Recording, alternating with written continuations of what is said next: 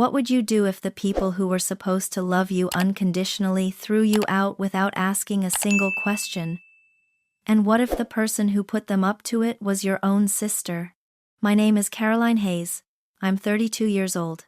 And the night my family drove me out, I learned something nobody warns you about, that in some households, the loudest cry in the room always gets believed first, no matter whose heart it breaks. I worked as a collections manager at the Coastal Heritage Museum in Charleston, South Carolina. My days were spent preserving antique navigation charts, cataloging instruments recovered from sunken ships, handling objects that had already survived the worst saltwater, war, time, and neglect.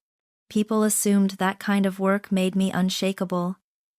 Maybe it just made me better at recognizing damage quietly. My older sister, Victoria Hayes, lived in a completely different world. She chaired charity galas, smiled from lifestyle magazine pages, and hosted Sunday brunches for people who enjoyed being photographed doing good things. Her husband, Ethan Keller, was a soft-spoken architect, the kind of man strangers trusted within 5 minutes because he never seemed to need anything from them. Our parents had always treated Victoria like the jewel of the family. I grew up learning to exist quietly in her shadow, and for a long time, I told myself that was just how things were. Then came the night it all collapsed. I arrived at my parents' house to find Victoria already there, standing in the front yard under the yellow porch light, crying so hard her whole body shook. She pointed at me before I even reached the gate and told my parents I had introduced Ethan to the woman who destroyed their marriage, that I had opened the door to his betrayal, that none of it would have happened if I had stayed out of her life. My mother turned her face away. My father didn't ask one question. He looked at me with pure disgust and said, "You are not worthy of this family." Then he started throwing my things off the porch. My shoes hit the wet grass, my books landed in the mud, a picture frame cracked against the walkway, and the sound of it breaking was somehow the loudest thing I had ever heard. I didn't scream, I didn't beg, I picked up what I could carry and left, but just before I reached the sidewalk, I glanced back one last time. Victoria was still crying, but for one brief second, her eyes slid over to me, and what I saw wasn't grief. It was something far closer to relief. I knew right then she was lying. I knew it in my bones. But when your own parents don't care enough to ask whether something is true, the truth starts to feel a whole lot smaller than shame. So let me ask you this. If the people who raised you threw you out over a lie, what would you do next? I walked away from that porch with what I could carry, and 3 days later I was living in a small studio apartment in Charleston's South End, thin walls, a staircase that groaned under every step, and a kitchen drawer that never quite closed. It wasn't much, but it was the first place in my life where nobody could walk in and decide I didn't belong, and that meant more to me than I had words for. I kept going to work. Every morning I put on my badge, walked into the museum, and handled objects that had already survived catastrophe: old compasses, salvaged maps, instruments pulled from the bottom of the ocean. That week, the work didn't make me resilient, it just gave me somewhere to put my hands, while my mind kept circling back to the same image: my father's face in the porch light, my mother turning away, Victoria's eyes sliding over me with something that looked nothing like grief. Then one afternoon, my phone buzzed. A message from my mother. Not asking if I was okay. Not one word of apology. Just, "Please be reasonable, Caroline. Think about the family's reputation." I set the phone face down and said nothing back. 2 days later, Maya Brooks showed up at my door with takeout bags, 2 paper plates, and enough anger on my behalf to heat the entire building. Maya designed museum exhibits, wore paint on her jeans like it was intentional, and had no patience for people who dressed cruelty up as family loyalty. She sat on my floor while I told her everything.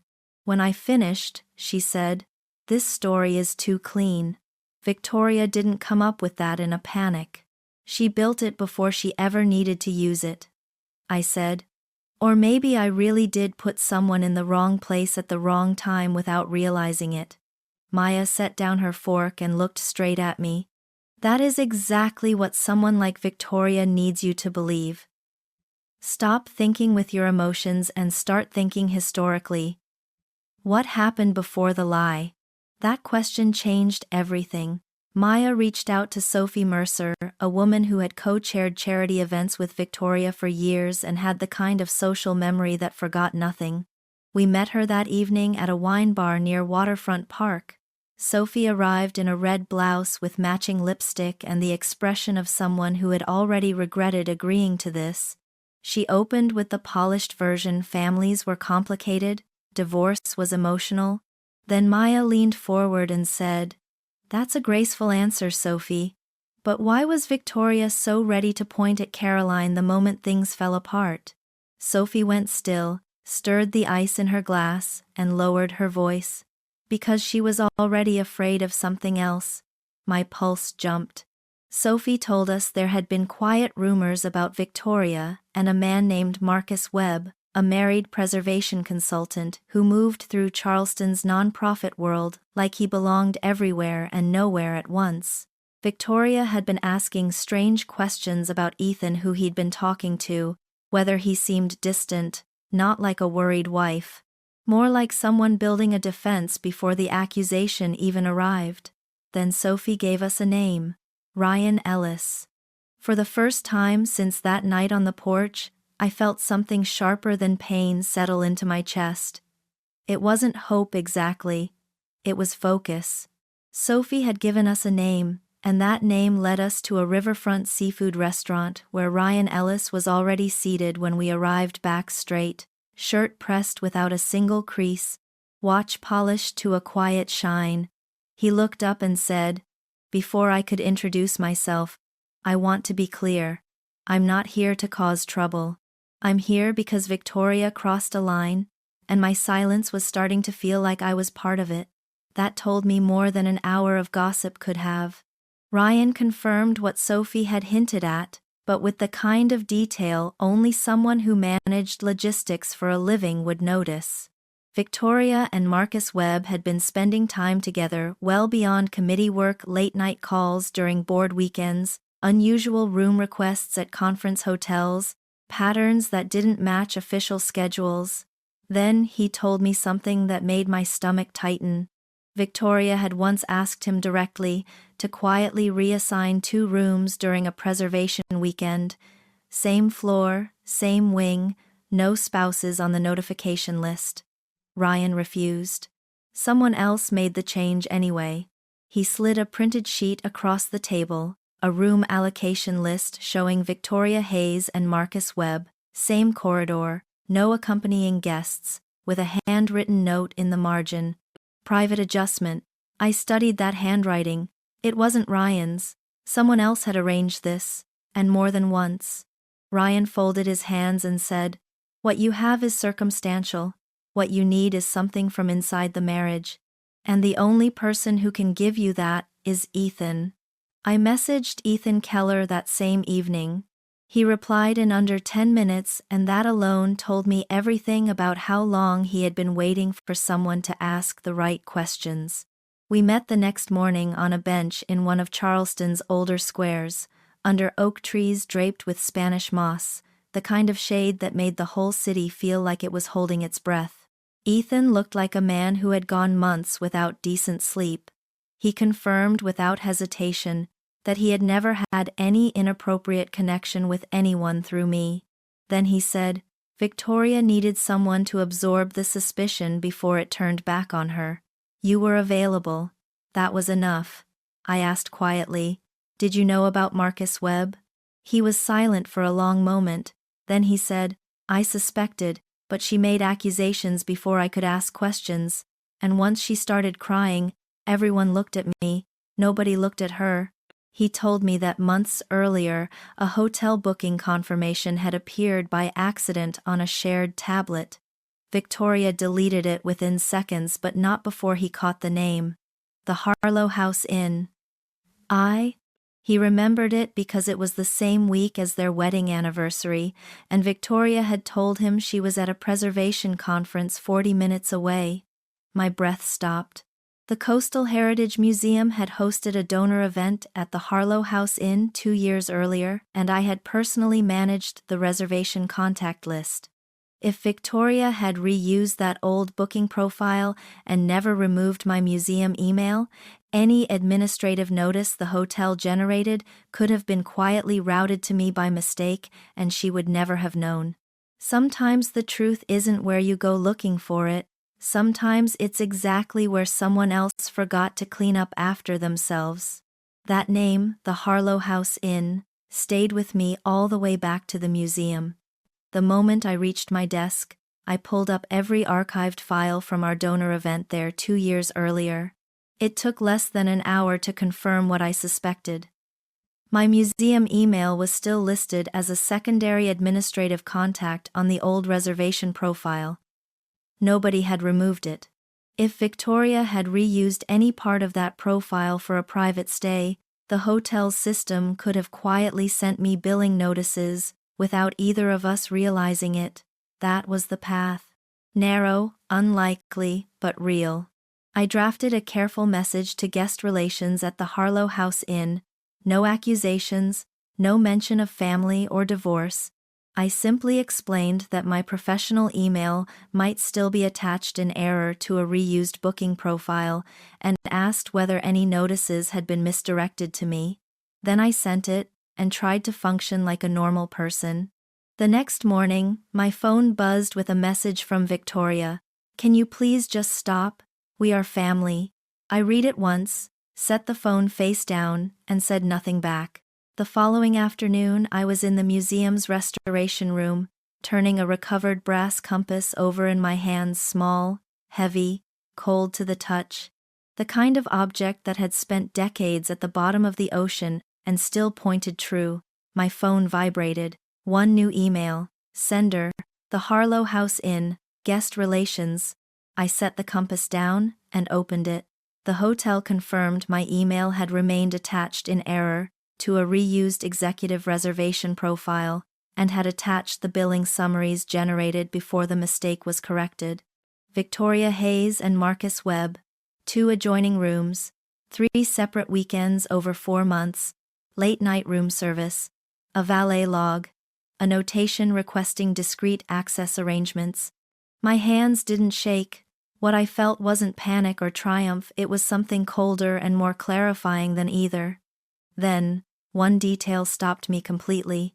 One of those weekends was the same week Victoria had called me, voice tired and soft, asking if I could bring dinner to our parents because she was exhausted from a conference. While I was driving across town doing her a favor, she was 40 minutes away in a hotel room she was never supposed to be in. I texted Maya 3 words. "I have it." She called immediately, listened to every detail, then said, "This is exactly why people like Victoria are terrified of paperwork. You can perform your way out of drama. You cannot perform your way out of a billing summary." That evening I drove to Victoria's townhouse alone. She opened the door dressed like she had somewhere important to be, looking at me the way you look at an inconvenience. "What do you want?" I stepped inside and said, "I want to know why you blamed me before anyone thought to ask what you were hiding." She gave a short, hard laugh. "You are unbelievable." I held up my phone with the billing summary on the screen. The laugh died instantly. Her fingers tightened against the doorframe, and for the first time since that night in our parents' yard, the performance stopped. What replaced it was something I had never seen on Victoria's face before: genuine fear. "Where did you get that?" she whispered. "From the email your carelessness sent to the wrong person." She tried denial, then outrage, then turned it around. "So now you're spying on me?" I shook my head. "No, you've been documenting yourself for years. I just happened to receive the summary." She turned away, and the silence was so complete I could hear the clock on her wall ticking. Then she turned back and said, in the quietest voice I had ever heard from her, "Because you were convenient." 4 words, No remorse, no hesitation. Just the flat admission that my life had been the most available thing she could reach for. I walked out, without another word. Those 4 words killed the last piece of compassion I had been holding on to for her. I walked out of Victoria's townhouse, with 4 words echoing in my head, and by the time I got back to my studio, something in me had gone completely quiet. Not the quiet of giving up, but the kind that comes right before a decision locks into place. Maya was already there. I spread everything across the kitchen table: Ryan's room allocation sheet, Ethan's timeline, the hotel email, the billing summaries, and we built the message the way you build a case. Not a complaint. No emotion, no accusations, no language that could be dismissed as a bitter family argument. Just chronology, documentation, and a clear explanation of how the hotel's own records had found their way to me. Maya read it through one final time and said quietly, "This is the one thing Victoria cannot cry her way out of." I hit send at 8:07 in the morning. 6 minutes later, my phone lit up and didn't stop. Victoria first. "Please do not forward that to anyone else." Then my mother, "We were wrong. Please give us one chance." Then my father, "Come home. We need to talk." Then a message from a number I didn't recognize. I opened it once and understood immediately. Marcus Webb. "I think there may be some misunderstanding here." I blocked him without responding. Then I looked at my screen, thought about the sound of that picture frame cracking against the front walkway, and typed 2 words to my father: "Never again." What happened next didn't require me to say another word. Ethan's attorney requested the hotel records, and I sent them the same day. Marcus Webb resigned from 3 preservation committees within 10 days, no announcement, just a quiet disappearance. His wife, who had accepted vague answers about unexplained hotel charges once before, stopped accepting them. A major donor family withdrew from an event Victoria had been scheduled to lead. Former colleagues suddenly discovered scheduling conflicts that hadn't existed the week before. None of that happened because I campaigned against my sister.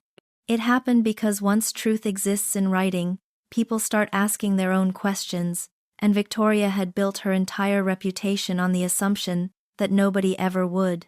Days later, my museum director called me into her office. I walked in, bracing for the worst.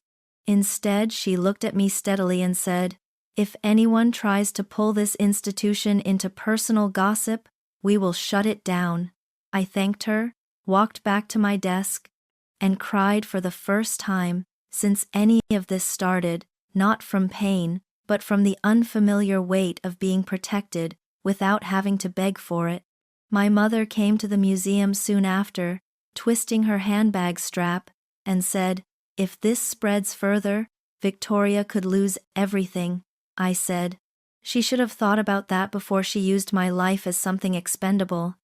The family meeting that followed was no different. Victoria delivered an apology, with the shape of remorse, but none of the substance. My father nodded and said, "Now we handle this as a family." That sentence told me everything they wanted: containment, not healing. I walked out for the second time. Victoria came to my studio alone a week later, no polished outfit, no audience, and asked if I would speak to Ethan on her behalf. I said, "You had me thrown out of our parents' house and now you're asking me to protect you from the consequences?" She said, "I'm still your sister." I looked at her and said, "You were, right up until you decided my life was an acceptable thing to sacrifice." She left angry.